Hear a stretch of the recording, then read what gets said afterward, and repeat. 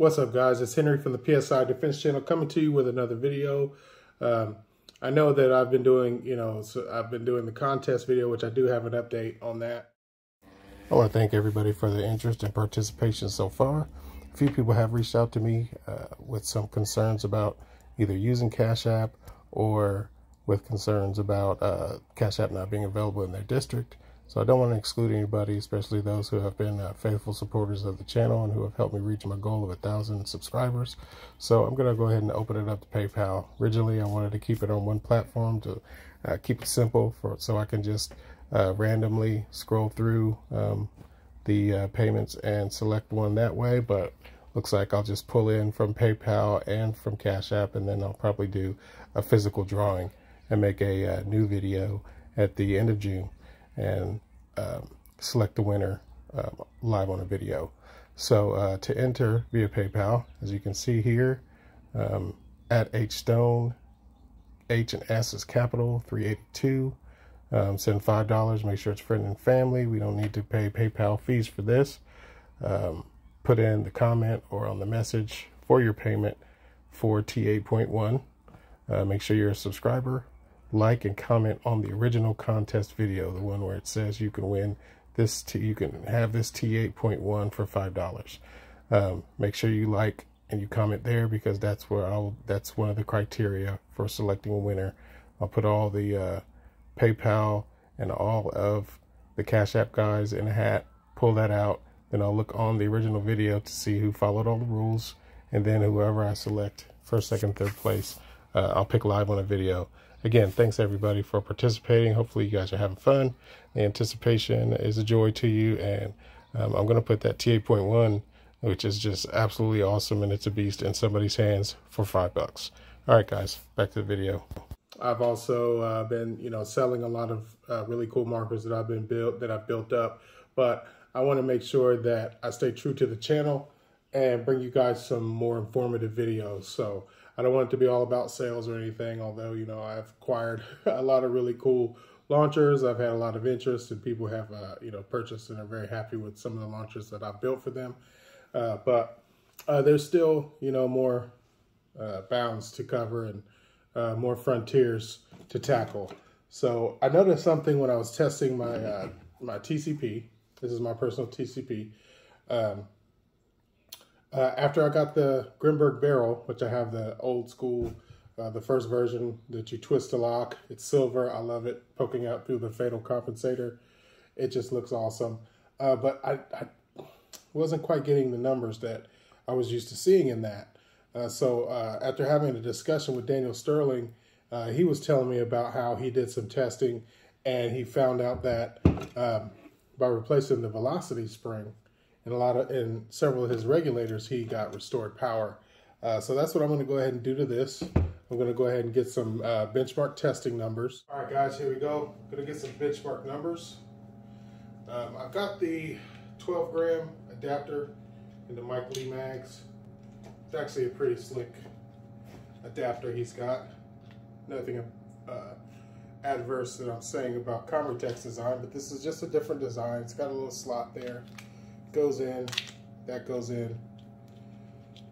Then you can run 12 grams. Ideal for testing, but 16 grams you get more power across more shots. And I know that the CO2 cartridges, they're only going to be about 850 some odd PSI regardless, but I know the 16 grams just give more power from the initial shot on through. So this is, again, my benchmark testing. It's got my purple ball TCP and my silver Grimberg barrel, as you can see right there.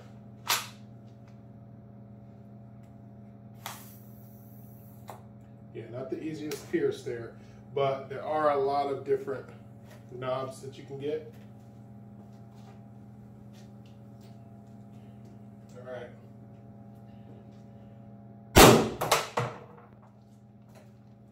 .314.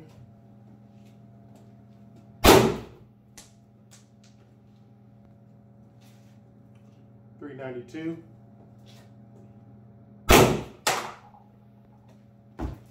272.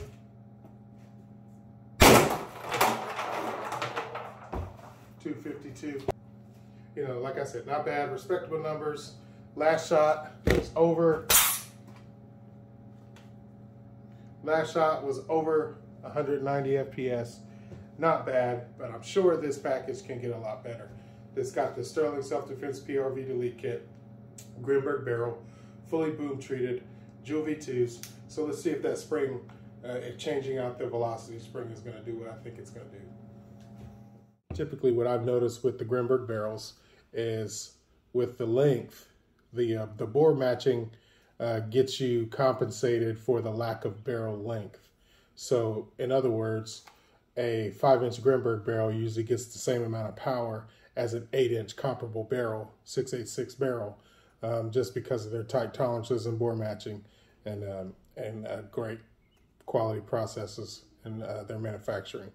So I'm going to go ahead and do this spring mod.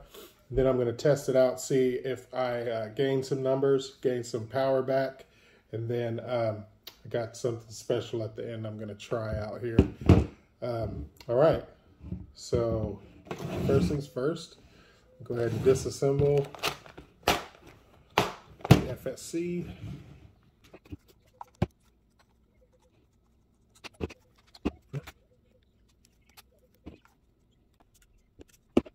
All right, not going to go into a lot of depth and detail about the breakdown process of the FSC. I've done tons of videos where I've gone in depth about it. You can go back into previous videos and, you know, take a look. And I have a vast video library. So here I am at the stage where I have the regulator out. So to be as scientific as possible, I have to count turns.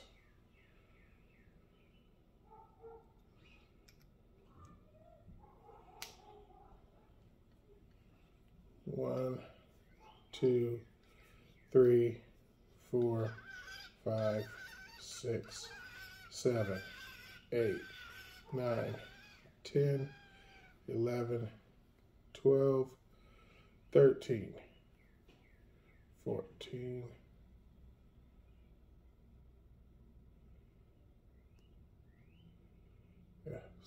15 turns to get that brass regulator screw, velocity screw, to flush with the regulator body. So I'm gonna go ahead and thread that the rest of the way out. Now what I'm gonna do, I did get quite a few of these springs. I got about 10 of them. I'll put the link for Sterling Self-Defense where you can get these, but I'm just gonna throw these old ones away. I was keeping them. Let's see if there's much difference here. That's the new spring. That's the spring that was in it. So as you guys can see, it's a little bit taller. All right, got my first strike laceration ointment for my new spring and boom juice for everything else, because this is a boom treated marker. First time I'm getting it open since I got it back from Caesar, so I'm gonna go ahead and put a few drops. Keep the party going. As you can see, I do have, SSD PRV Delete Kit. Comes with official VKS springs.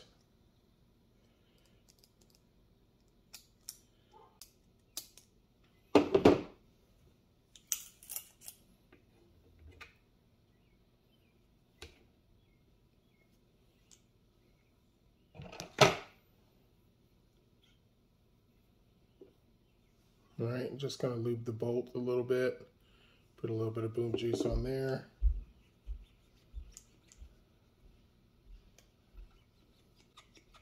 Spin it around. It's by no means dry, so what I did right there in between the heat core and the bolt, just put a few drops on there, and then I'm spinning it a little bit. Nothing major. It was boom treated, so I just want to make sure I keep everything silky.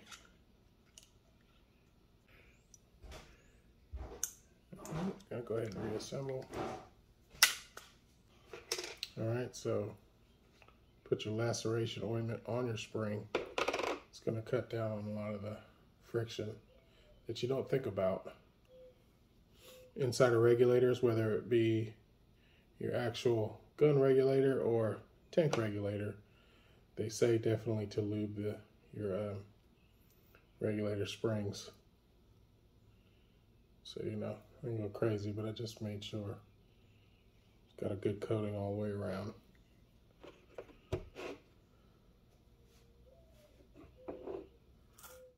Let's see what we came up with the regulator spring replacement. 316. I got 2 FPS.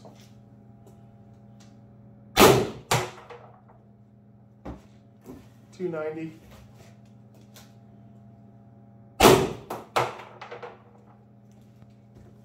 $270.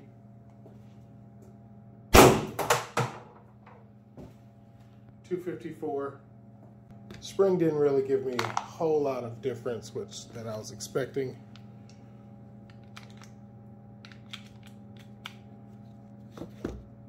But I did tell you guys I had something else to show you. I did get one of Daniel Sterling's SSD 6-inch barrels. Now he does make these in his shop. He's got lathes and stuff. It's dusty. I had it out here in my garage, and as you can see, I'm getting some renovations to the house done.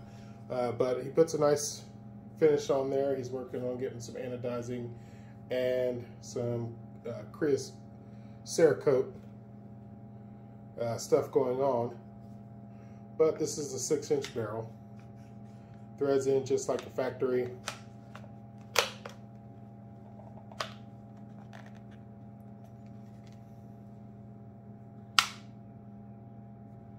All right, there we go. And you get a little bit of a bump out the end. So I'm very curious to test this out. Still a pretty attractive form factor. That little inch sticking at the end doesn't bother me one bit. I still do love the look of the silver showing through the compensator, but when it comes down to it, we're all power hungry, so let's see what we get, see what kind of numbers. All right, SSD 6-inch barrel. 320.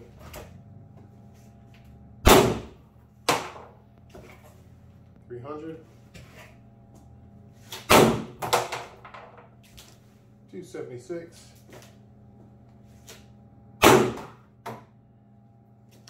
264.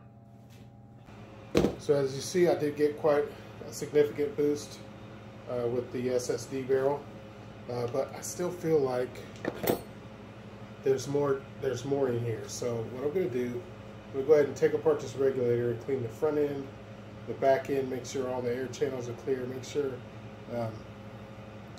everything is firing properly, because there's no reason I shouldn't be getting 40, 42 joules out of this guy. So let me go ahead and do that, and I'll come back out and test the rest of this. All right, guys, just went through and did a thorough cleaning inside and out.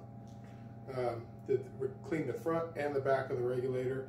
If you guys have any questions, I do have full and complete video tutorials on how to do that. I did notice, because this was a new Pepperball TCP before I started, and I never took the front out. Pepperball, they use a lot of lithium grease because it lasts a long time as a lubricant. It's not the slickest stuff, but it does last quite a while as far as for lubrication in the field for law enforcement and military personnel to carry these. Put some boom juice in there, but let's see what we get. Let's see if that makes a difference.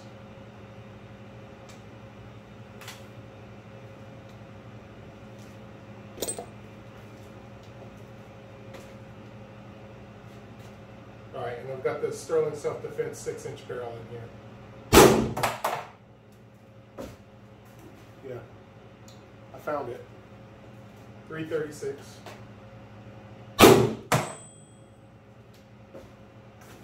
304.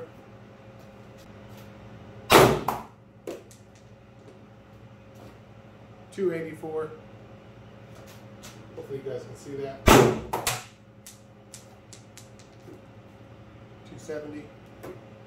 And there you have it. I found the lost power because Sterling's self-defense 6-inch barrels on a pepper ball, TCP, or First Strike FSC, it's good for 40 joules. I already know that. He's done extensive testing. I've tested them before, but for the sake of this video, I wanted to make sure I found out where the power was going. But yeah, as you see, this was a brand new pepper ball launcher. It had a lot of white lithium grease in the very front end where the ball valve is and the O-ring and that spring.